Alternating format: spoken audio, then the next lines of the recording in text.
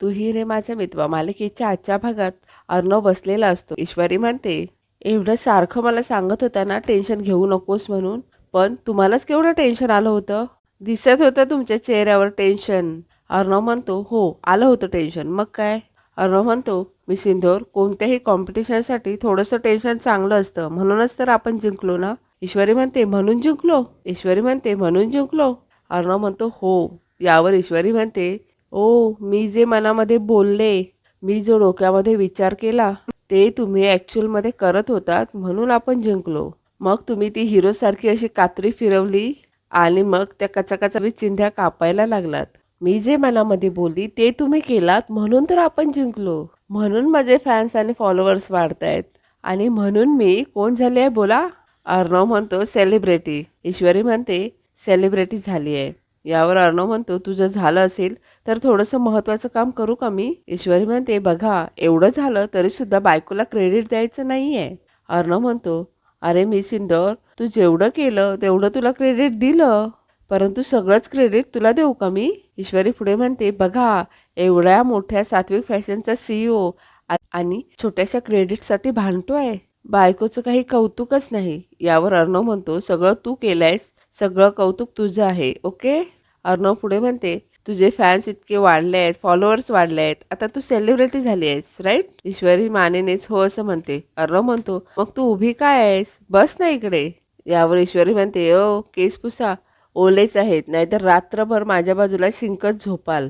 दुसरीकडे देवसरे सौदामिनीला म्हणत असतात, मॅडम मी निघतोय. यावर सौदामिनी म्हणते, देवसरे माझं बोलणं अजून संपलेलं नाही आहे. ठीक आहे, आता जे काही झालं ना तेच झालं, परंतु पुढे काय करता येईल याचा विचार करूयात. सौदामिनी पुढे म्हणते, मला आता तुम्ही सांगा, सात्विक फॅशनला या स्पर्धेतून बाहेर करण्यासाठी तुम्ही काय करू शकता. यावर देवसरे म्हणतात, मॅडम तुम्हीच ठरवा आणि सांगा. जे काही लागेल ते मी माझ्याकडनं नक्की करेन. त्यानंतर सौदामिनी एक पिस्तूल काढून देवसरेंसमोर पकडते आणि म्हणते, आता पुढच्या राऊंडमध्ये जे काही होणार असेल ना ते पहिलं मला सांगायचं आणि या वेळेला कुठलीही चूक होता कामा नये. यावर देवसरे हो असं म्हणतात. सौदामिनी देवसरेंना निघायला सांगते. देवसरे तेथून निघून जातात. ईश्वरी थोड्या वेळाने गणूबाप्पाच्या समोर जाते आणि म्हणते, गणूबाप्पा बघतोयस ना, कुणाला काही माझं कौतुकच नाही आहे. एवढं सगळं मी केलं, पण थोडंसुद्धा क्रेडिट द्यायचं नाही आहे कुणाला. एवढे माझे फॅन्स आणि फॉलोवर्स वाढत आहे सोशल मीडियावर, सेलिब्रिटी झाली आहे मी, असं जोराने जोरडून ईश्वरी म्हणत असते. बाजूलाच अर्णव बसलेला असतो. ईश्वरी म्हणते, सगळ्या लोकांना कौतुक आहे, ते शिर्केंना कौतुक आहे, त्यांनी फोन करून माझं कौतुक केलं, पण माझ्या घरचे, माझा नवरा, त्याला काही कौतुक नाही आहे माझं. काय बाबा, आता तू तरी कर माझं कौतुक, तूच मला आहेस गणूबाप्पा.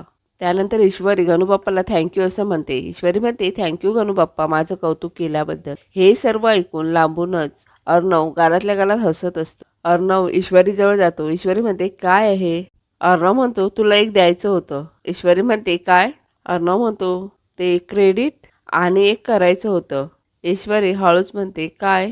अर्णव म्हणतो, तुझं कौतुक. ॲक्च्युली जे काही झालं ते सगळं तुझ्यामुळेच झालं. तू ते मशीन रिपेअर केलंस म्हणून आपण जिंकलो. तू आज होतीस म्हणूनच आपण कॉम्पिटिशन जिंकलो. तू मशीन वेळेत रिपेअर केलं म्हणून आपण कॉम्पिटिशन जिंकलो. तू नेहमीच साथ देतेस मला माझ्या अप्स अँड डाऊनमध्ये, दरवेळेस माझ्यासोबत उभी असतेस. So thank you so much. त्यानंतर अर्णव म्हणतो, झालं की अजून बोलू आता. यावर ईश्वरी म्हणते, बस बस. त्यानंतर ईश्वरी म्हणते, ते म्हणालात ना मुलींचे हजारो. अर्णव म्हणतो, लाखो मेसेज. हां तेच लाखो मेसेज मला बघायचे आहेत. अर्णव म्हणतो, मी नाही दाखवणार. ईश्वरी म्हणते, का, मला बघायचे आहेत. अर्णव म्हणतो, मी एकदा चान्स दिला होता, आता मी तुला नाही दाखवणार. त्यानंतर अर्णव तेथून निघून जातो. अर्णव गेल्यानंतर ईश्वरी लाजतच म्हणते, गणूबाप्पा ठीक आहे, जे आहे ते बढिया आहे. शिर्के म्हणत असतात, आत्तापर्यंत जे 2 राऊंड झाले त्यामध्ये एका पार्टिसिपेंटचा फक्त सपोर्टिव्ह रोल होता, पण आत्ता जो राऊंड होणार आहे त्यामध्ये दोन्हीही पार्टिसिपेंटचं ॲक्टिव्ह रोल असणार आहे आणि या राऊंडची थीम आहे आर्ट इन्स्पायर फॅशन, म्हणजेच कोणत्याही कलेवर आधारित फॅशन. यावर ईश्वरी म्हणते, बढिया आहे हे, मी ना मस्त चटपटा असा इंदोरी चाट बनवते. अर्णव म्हणतो, परत खाण्याचं. यावर मामा म्हणतो, खाण्याचं सुचतं म्हणजे पाककला सुद्धा एक कलाच आहे. ईश्वरी अर्णवला म्हणते, ऐकलात ना, शिर्के म्हणतात, पण मॅम तुम्ही जे पहिल्या राऊंडमध्ये केलात ते तुम्ही पुन्हा करू शकत नाही हां. अर्णव म्हणतो, ऐकलत ना. त्यानंतर ते सर्वजण काही ऑप्शन मिळतोय का ते बघत असतात. अंजली म्हणते, आपण आर्ट्स इन्स्पायर बाय पेंटिंग किंवा आर्ट्स इन्स्पायर बाय डान्स असं काहीतरी करू शकतो.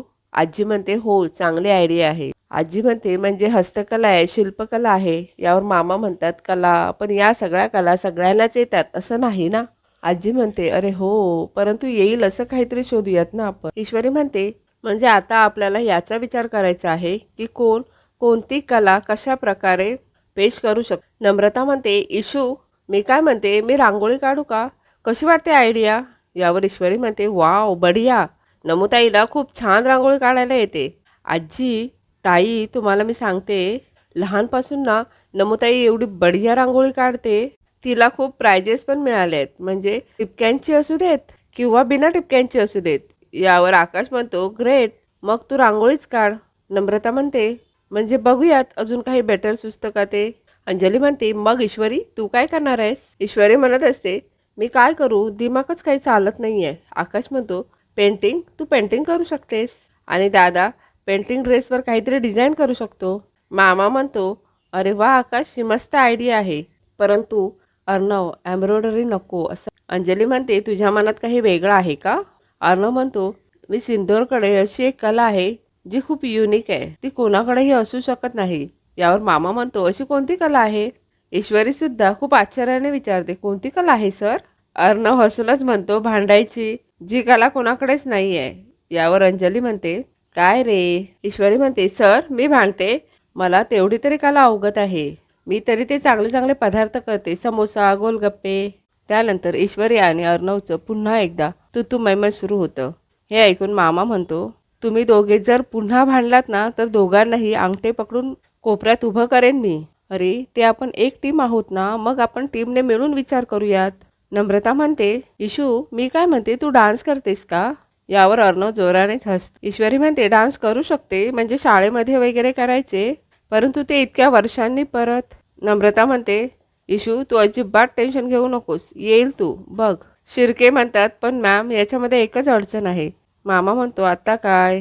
शिर्के म्हणतात, कसं आहे ना मामा, आपण जर डान्स निवडला तर डान्स इन्स्पायर बाय आर्ट आपल्याला मॅच करावं लागेल, तरच आपल्याला पॉईंट मिळतील. आणि दुसऱ्याही कंटेस्टंटने डान्स हा ऑप्शन निवडला तर त्यांच्यापेक्षा थोडंसं असं आपलं वेगळं दिसलं पाहिजे, तरच उठून दिसेल आपला परफॉर्मन्स. अंजली म्हणते, हो बरोबर आहे, परंतु जरा कठीण आहे ना हे. मामा म्हणतो, मग आपण असं काहीतरी करूयात, बघायला सोपं गेलं पाहिजे, आपल्याला कठीण गेलं पाहिजे. यावर सगळेजण मामाला काय असं म्हणतात. मामा म्हणतो, नाही नाही, परंतु मामा स्वतःमध्येच कन्फ्यूज झालेला असतो. सर्वजण मामावर हसत असतात. आकाश म्हणतो, ओ डॅड तुम्ही काय बोलताय, तुम्हाला स्वतःला तरी कळतंय का? त्यानंतर घरातील सर्वजण पुन्हा एकदा स्पर्धेच्या कॉम्पिटिशनवर डिस्कस करू लागतात. त्यानंतर आजी सर्वांचे फोन काढून घेते आणि सगळ्यांना जेवायला बसायला सांगते. इकडे राकेश म्हणत असतो, माझ्या इंदोरी जिलबीला माझं होऊ दिलंच नाहीस तू, आता ह्याची शिक्षा देणार मी तुला. आता तुझा सगळा माज उतरणार, तुझा स्टेटस, तुझं सात्विक फॅशन सगळं सगळं शून्य होणार. असं म्हणून राकेश हातामध्ये बॉम्ब घेतो आणि म्हणतो, एक भयानक स्फोट आणि सगळं बेचिराख. हा राकेश कुठल्या लेवलचा नीच आहे याची कल्पना तर आहेच तुला. आता काही काळाच्या आत तुझ्या चिंधड्या उडणार अर्णव. एकदा मला इकडून बाहेर निघू देत, मग पुन्हा भेटू तुझ्या शोकसभेत, मी येणार आहे तुझ्या फोटोला हार घालायला. असं म्हणून राकेश जोरजोराने हसत असतो. एवढ्यातच बाहेरून इन्स्पेक्टर राकेशला काय रे असा आवाज देतात. राकेश लगेच अंग दुखायचं नाटक करतो आणि अंगावर पांघरून ओढतो. इन्स्पेक्टर म्हणत असतात, कशाला इवळतोयस, काय नाटकं लावली आहेस? राकेश म्हणतो, साहेब अहो थंडी आणि तापासारखं वाटतंय मला. इन्स्पेक्टर आत येतो आणि म्हणतो, बंद करा तुझी नाटकं. परंतु राकेश म्हणत असतो, अहो सर खरंच सांगतोय, डोकं दुखतंय, अंग दुखतंय, सगळंच दुखतंय हो, काहीतरी झालंय मला. इन्स्पेक्टर डोक्याला हात लावतो आणि तो राकेशला म्हणतो, बसून काय राहिलायस, झोप ना निवांत. राकेश म्हणतो, याच्यावर झोपल्याने जास्त त्रास होतोय, सवय नाही आहे ना याची. इन्स्पेक्टर म्हणतो, सवय नाही आहे तुला याची, मग तुला काय स्पेशल रूम देऊ, निवांत झोप, नाहीतर असा ठोकेन ना.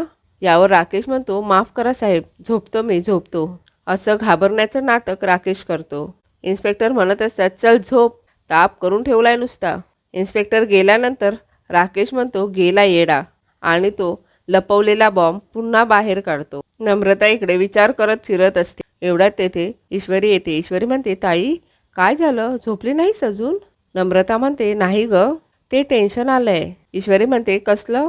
अगं तुझाच विचार करत होते. आत्ता बघ ना, तू आणि जिजू आत्तापर्यंतचे सगळे राऊंड जिंकलात, पण आता हे डान्स आणि फॅशन काय करणार आहेस नक्की तू? डान्स करणार आहेस ना?